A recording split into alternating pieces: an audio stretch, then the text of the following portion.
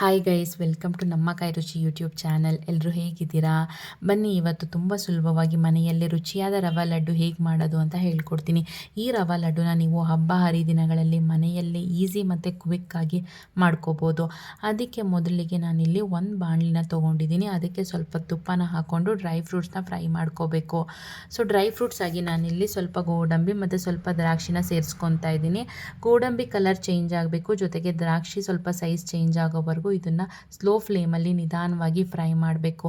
ಇದೆಲ್ಲ ಚೆನ್ನಾಗಿ ಫ್ರೈ ಆದಮೇಲೆ ಇದನ್ನು ಒಂದು ಸಪ್ರೇಟ್ ಪ್ಲೇಟ್ಗೆ ಎತ್ತಿಟ್ಕೋಬೇಕು. ಅದಾದಮೇಲೆ ಏನು ತುಪ್ಪ ಮಿಕ್ಕಿರುತ್ತೋ ಅದರಲ್ಲಿನೇ ನಾನು 2 ಕಪ್ ಆಗುವಷ್ಟು ಸಣ್ಣ ರವೆನ ಸೇರಿಸ್ಕೊಂಡು ಫ್ರೈ ಮಾಡ್ತಾ ಇದ್ದೀನಿ. ರವೆ ಕಲರ್ ಬಂದು ಕೆಂಪಗಾಗೋವರೆಗೂ ಇದನ್ನು ಚೆನ್ನಾಗಿ ಫ್ರೈ ಮಾಡಬೇಕು.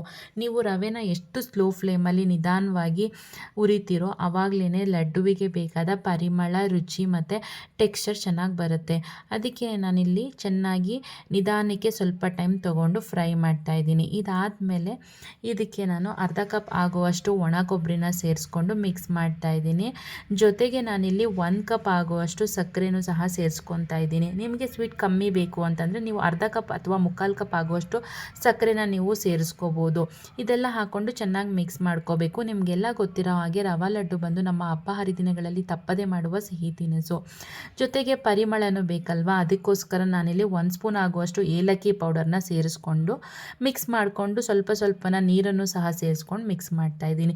ಇದೆಲ್ಲ ಆದಮೇಲೆ ನಾವೇನು ಡ್ರೈ ಫ್ರೂಟ್ಸ್ನ ಫ್ರೈ ಮಾಡಿರ್ತೀವಿ ಅದನ್ನು ಸೇರಿಸ್ಕೊಂಡು ಮಿಕ್ಸ್ ಮಾಡಿಕೊಂಡು, ಜೊತೆಗೆ ನಾನಿಲ್ಲಿ ಬಾದಾಮಿನೂ ಸಹ ಸಣ್ಣದಾಗಿ ಹಚ್ಚಿಟ್ಕೊಂಡಿದ್ದೆ, ಅದನ್ನು ಸಹ ಸೇರಿಸ್ಕೊಂಡು ಚೆನ್ನಾಗಿ ಮಿಕ್ಸ್ ಮಾಡ್ತಾ ಇದ್ದೀನಿ.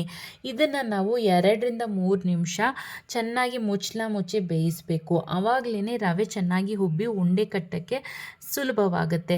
ಈ ಮಿಶ್ರಣ ಸ್ವಲ್ಪ ತಣ್ಣಗಾದ್ಮೇಲೆ ಕೈಗೆ ಸ್ವಲ್ಪ ತುಪ್ಪನ ಹಾಕ್ಕೊಂಡು ಉಂಡೆ ಕಟ್ಟೋಕ್ಕೆ ಸ್ಟಾರ್ಟ್ ಮಾಡಬೇಕು. ಸೊ ಇವಾಗ ನಿಮಗೆ ಬೇಕಾದ ರವೆ ಲಡ್ಡು ರೆಡಿಯಾಗಿದೆ ಅಂತಲೇ ಅರ್ಥ.